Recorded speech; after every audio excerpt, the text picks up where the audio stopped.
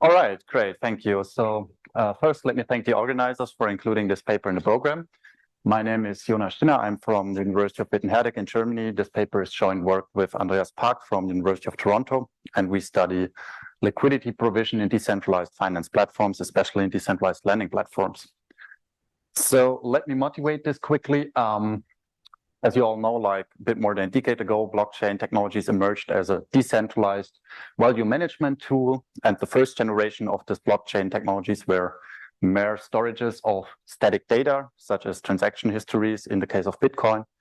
But the second generation actually evolved on the idea to execute code on the blockchain, so-called smart contract. And a very interesting subsystem is decentralized finance, as you all know. This evolved quite rapidly, as you can see in figure 1. In mid-2021, the deposits in this contract exceeded 250 billion US dollar. And then here in May 2022, the Terra Luna crash happened, which reduced the volume significantly. The important thing for our paper is the architecture of all of these different kind of applications. So we have insurance, lending, decentralized exchanges, which we talked a lot about this morning, but also derivative products and so on.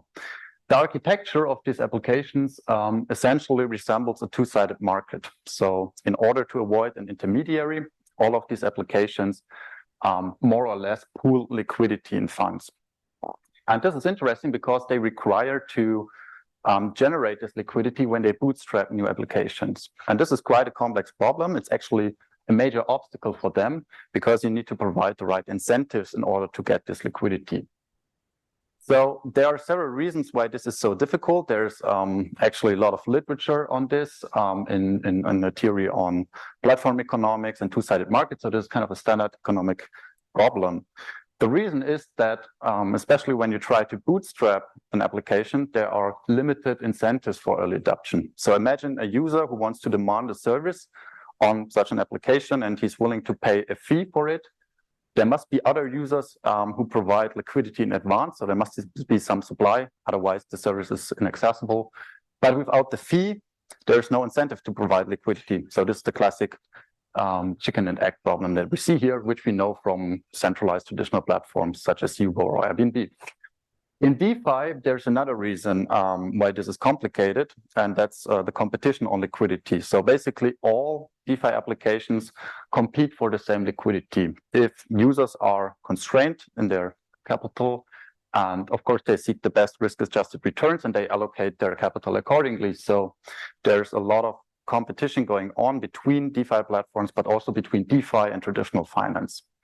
And eventually, all these applications or two-sided markets in general tend to gravitate to monopolies in the sense that they have network effects. So when it comes to DeFi, for example, larger lending pools have lower or less volatile risks, which benefits, lending rates, which benefits users.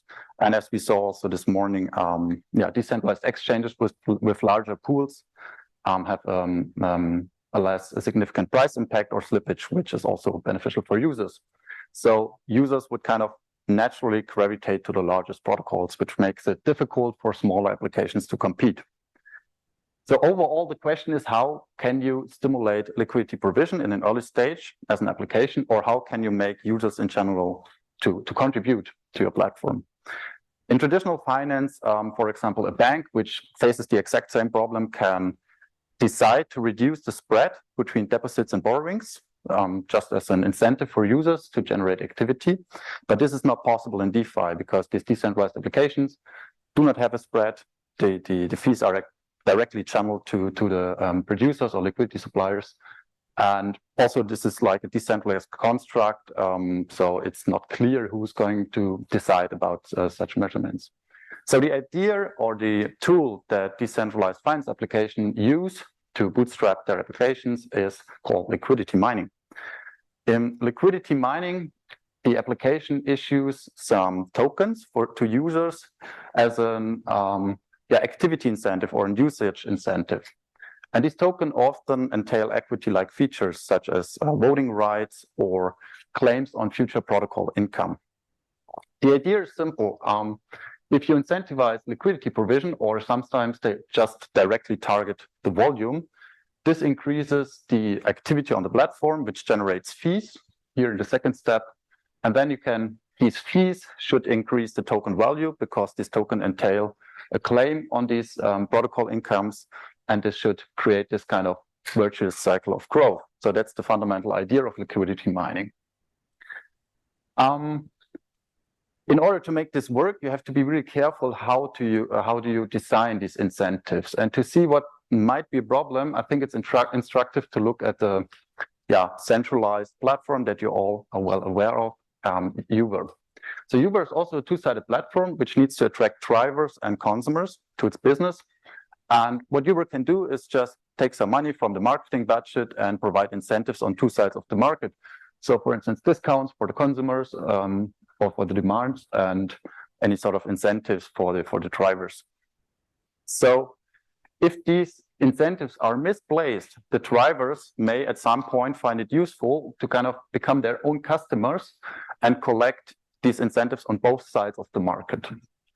So this will happen if this becomes profitable if these incentives surpass the costs of the driver or the expenditures that he has. What the driver now does is that he actually artificially increases the demand on the platform. And this, of course, is not self-sustaining. But the situation can become even worse when the activity of the driver creates a negative externality on other users. And this happens if the price of the product is connected to the demand. So, for example, in the case of Uber, they apply some surge pricing.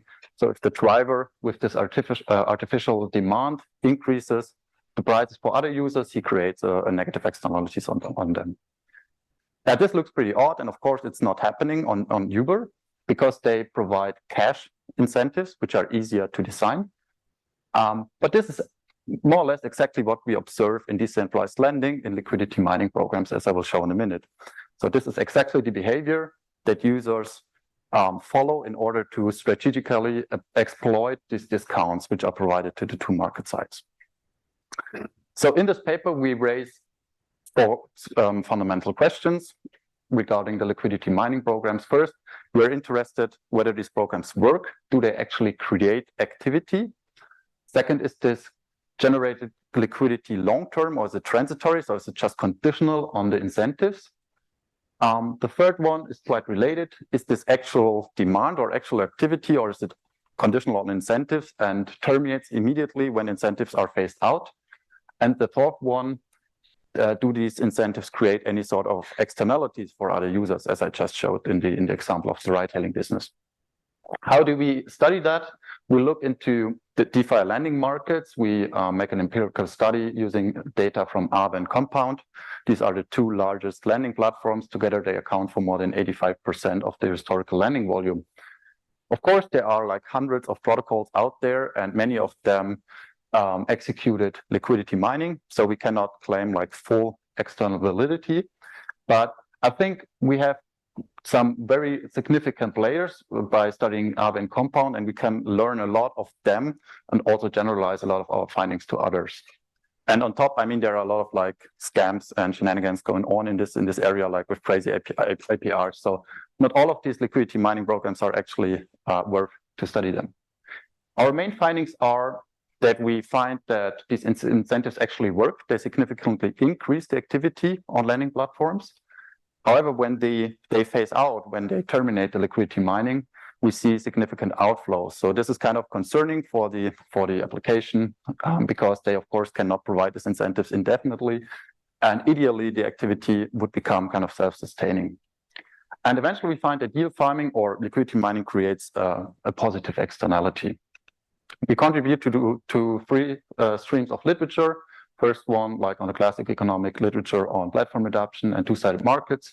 Then we provide many empirical insights into DeFi, and especially lending. And eventually we contribute to token financing. But it's important to note here that we do not provide any insights into how these tokens should be designed, but rather look how they actually empirically are used.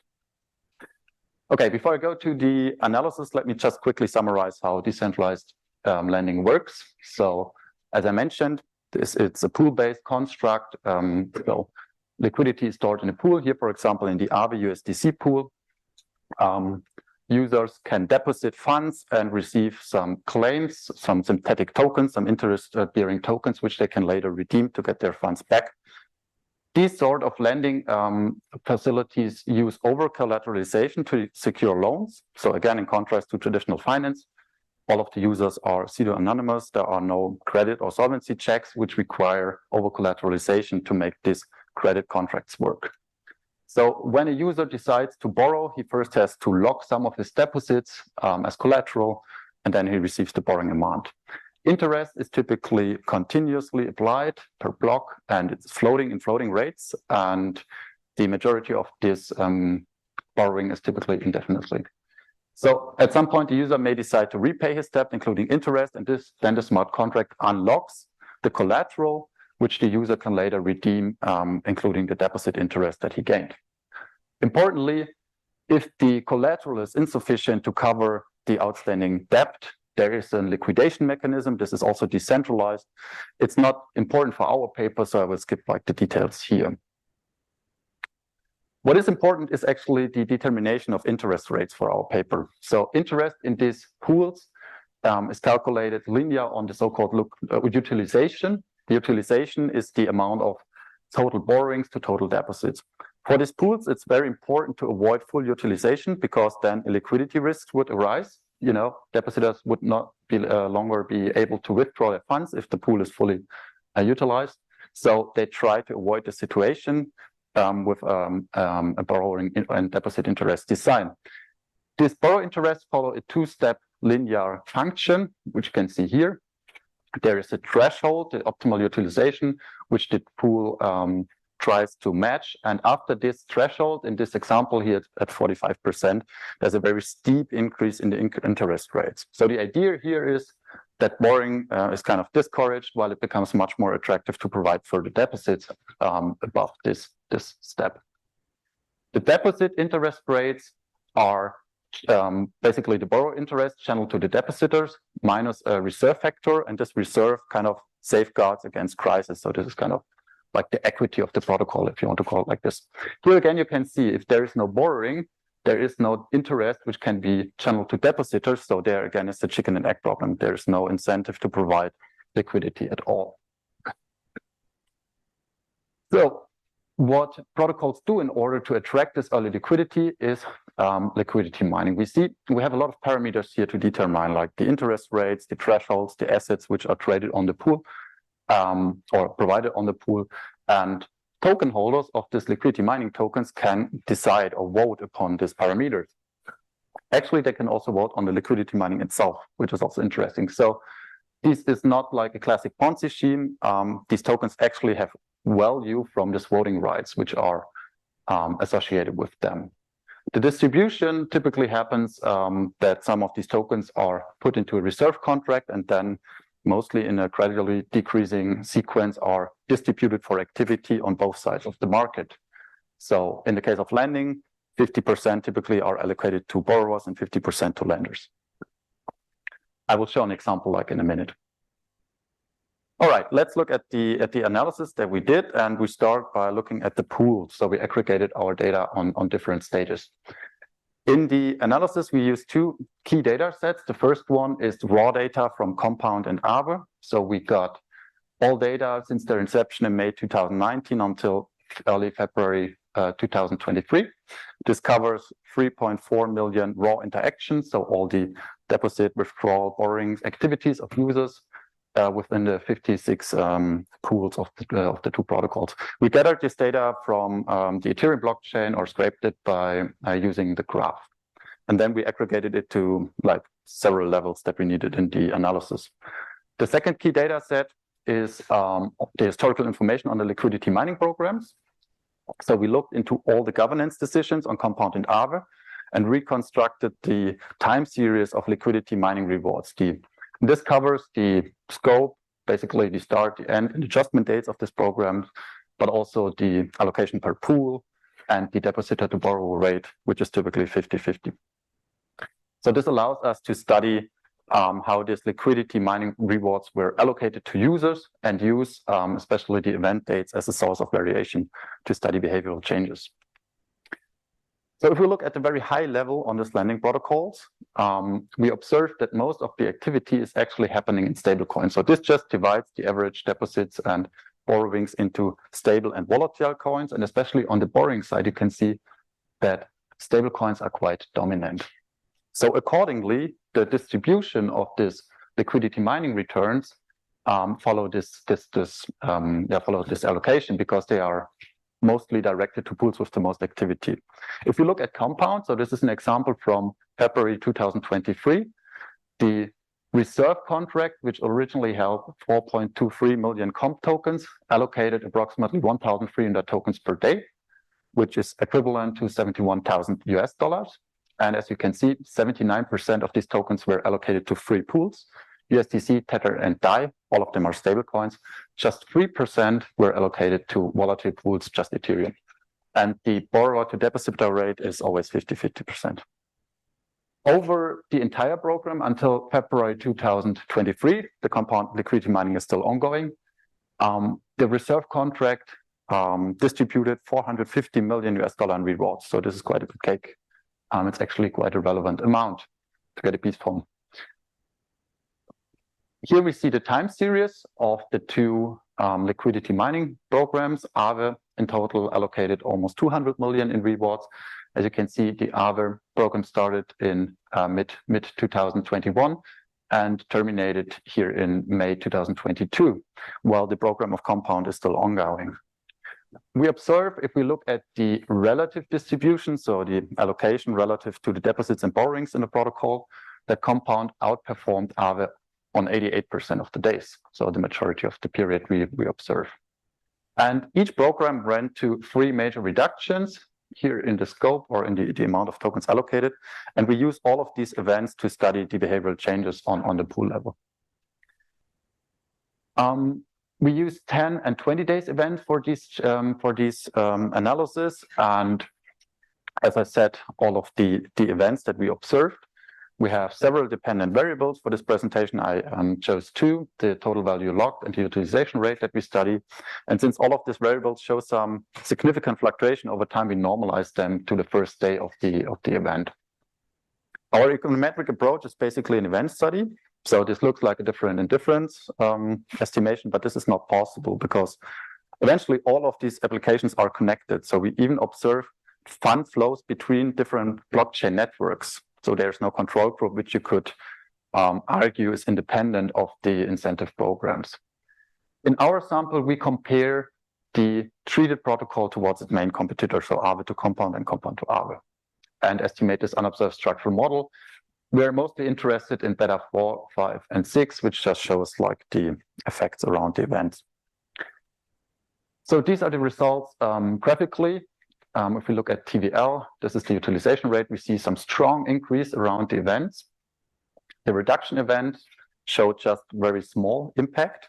Again, this is not clear also from theoretical perspective what we would expect in the event of a reduction, because users would just withdraw funds if there's any better alternative in the sense of risk adjusted return. So this is not clear. We would need to study all of the incentive programs in the entire DeFi universe to appropriately estimate this.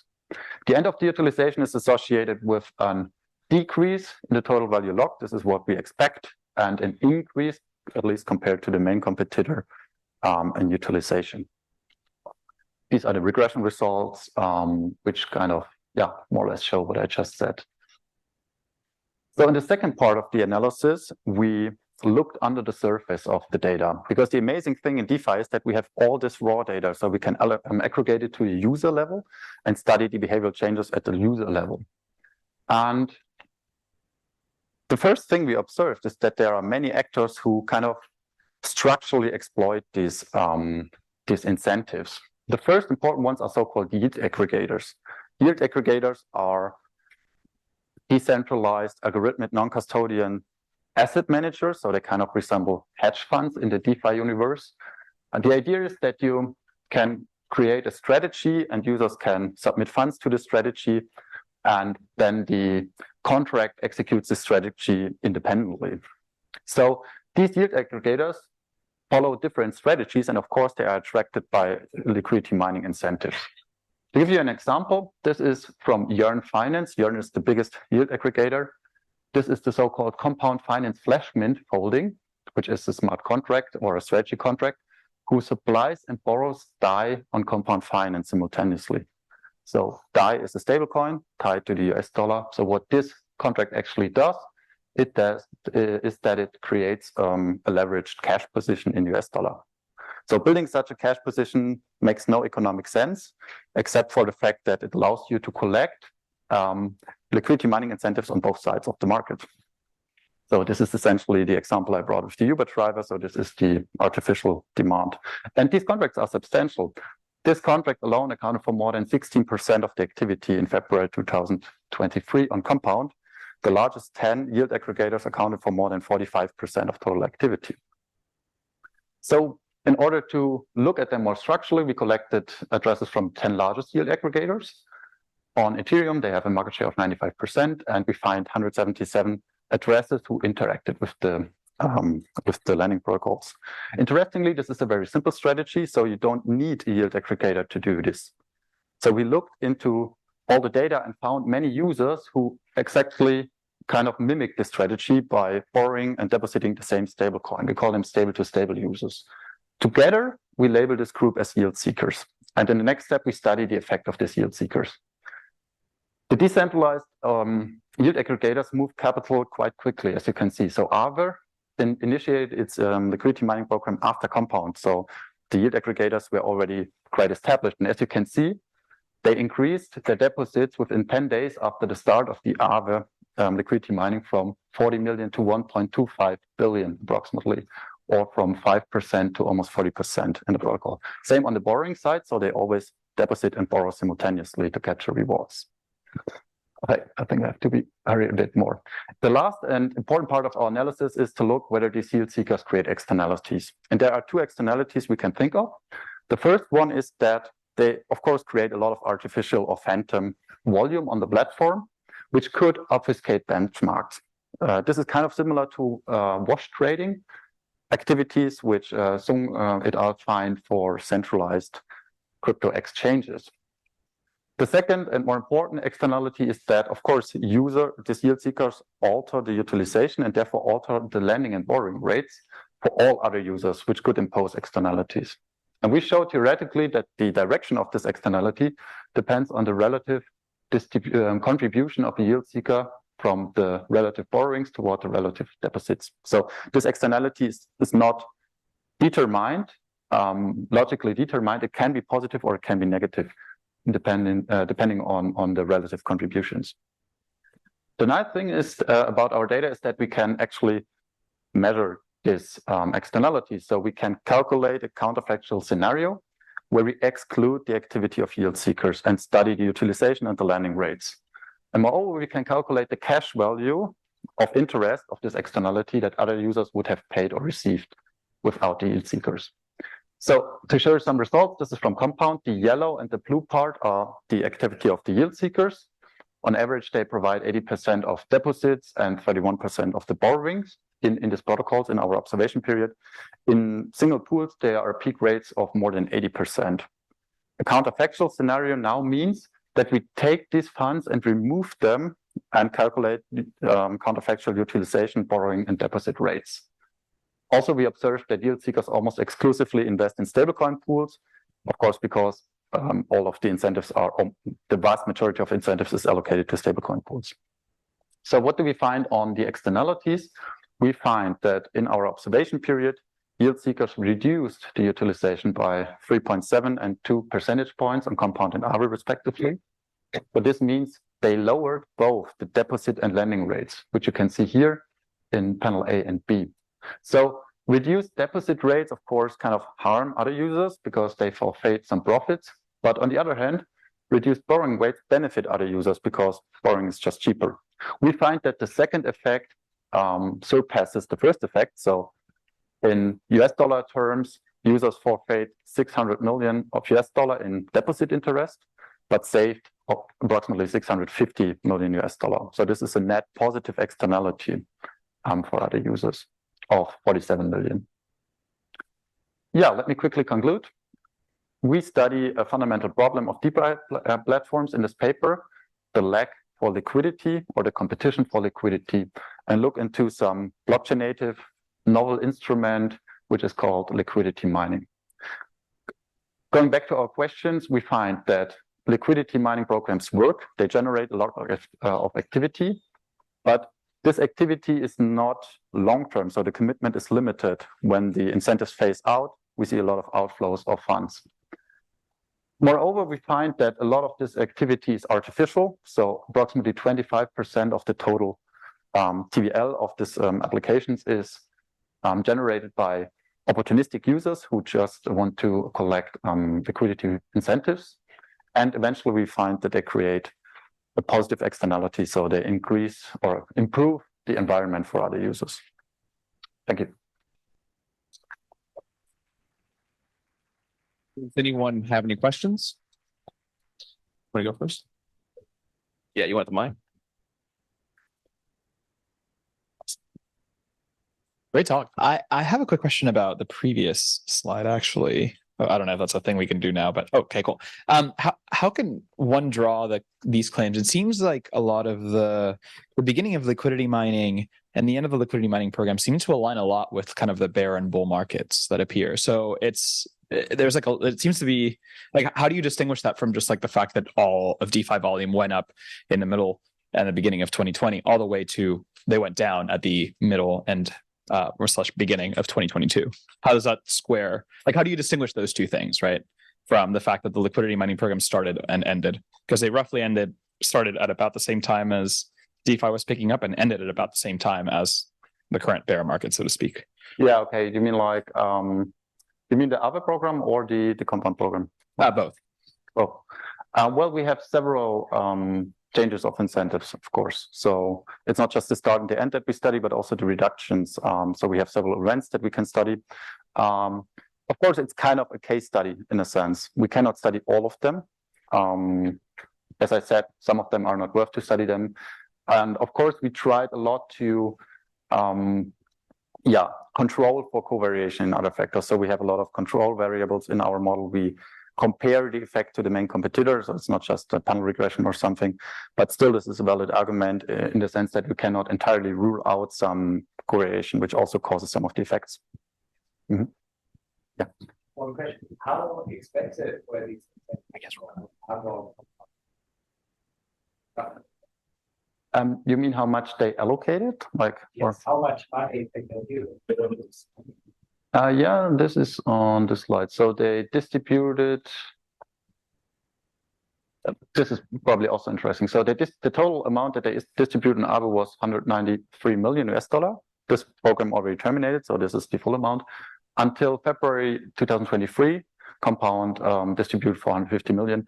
But the program is still ongoing, so meanwhile it's a bit more. And as you can see, it depends. So we use daily prices to calculate the sums. As you can see, this is the token price, the Comp and Aave token, and it depends on the token price. Yeah. So to follow up on that question, do they actually pay that money, or is it a token that they created out of nothing and it was worth later on? Because that is a difference, right? Uber actually needs to pay the drivers, and here this is creating something that does not cost anything, and for some reason market assigns value. Second scenario, yeah. So but you have to think a bit about these tokens kind of as stock certificates, because they entail some rights. So it's not like you gain some rights with this token. You can vote in the future parameter changes on the protocol, but when they distribute it, they create them all out of thin air, more or less. But we price them with daily data, so it's not like we look at the price somewhere here and calculated some. I think most of the yield aggregators actually immediately sell them as part of the strategy and use these funds again to borrow and deposit more. Mm-hmm. So let me just comment that what you're showing here is exactly what platform economics would predict. That the best way to start network effects is to subsidize one side, both sides. And then, yes, if you withdraw subsidy, the size of the network, there will be some outflows, but hopefully by that time you have enough of the depth of the market that the market keeps going. That's essentially the idea, yeah. Precisely. Okay, if I understand correctly, when they provide these incentives, they're providing them equally to borrowers and lenders. So if I borrow, I earn some of the token. If I lend, I would earn the same amount. Yeah. So it seems like there's very different incentives. Like if I was just yield farming, I would always lend, right? Because I'm earning the token plus the interest. Whereas if why would I borrow if the only thing I care about was accumulating tokens? It seems always cheaper to lend. I mean, you have to count the capital lock up. But so I was wondering if there's some way to like kind of identify what is the underlying borrowing demand, because of the fact that I don't know, at least in my mind, I'm viewing the borrowers as saying I needed to borrow anyway, let's say to build a levered position. And now I'm getting subsidized for that. And like the difference in those incentives, given the program, I was wondering if there's something you could use that. I mean, it's definitely profitable to lend and borrow your own amounts. I mean, otherwise they wouldn't do that. I mean, of course, they lose the spread. That's the point. You lose the spread, but you gain incentives on both sides of the market, and this is quite profitable. But yeah, that's the point that we empirically observe. Yeah. But you could also just lend, but then you're just active on one side of the market, right? So you just gain incentives on the deposit side. One more question. And there's another thing that people do. They'll loop. So they'll borrow and then they'll lend and then they go through these loops so that they can maximize the rewards that they're getting. So that's another thing that happens. If you were to take all the learnings that you just presented and design the next generation of decentralized lending protocol, what types of bells and whistles structures would you put in place? Yeah, that's an excellent question. So what we see here is that the incentives are actually kind of misplaced. So the incentives are too high. It's like the Uber driver driving his own car, right? This is not happening in practice because it's not profitable, because cash incentives are much easier to design. But with this kind of stock certificates, it's much more difficult. So obviously they allocated way too many tokens. And I think this is a critical design parameter that you should carefully think about. On the other hand, there's kind of an interest conflict because the token holders themselves vote on the scope and start and end date of this program. So of course, they're kind of interested to collect their own money, kind of. All right, perfect. Thank you. So next up is Inflation Expectation and Cryptocurrency Investment by Jason Lee.